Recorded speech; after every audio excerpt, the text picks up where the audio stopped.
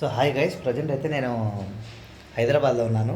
So Elchuri Pandit sir వాళ్ళ హాస్పిటల్లో ఉన్నాను. సో కింద హాస్పిటల్ ఇది మా కోసం అయితే రూమ్ ఇచ్చారు. సో రూమ్ అయితే చూడండి గైస్.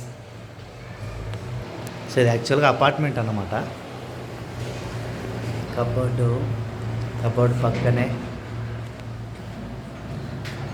మనకు ఒక విండో ఉంది అండ్ రెండు బెడ్స్ అయితే ఉన్నాయి గైస్.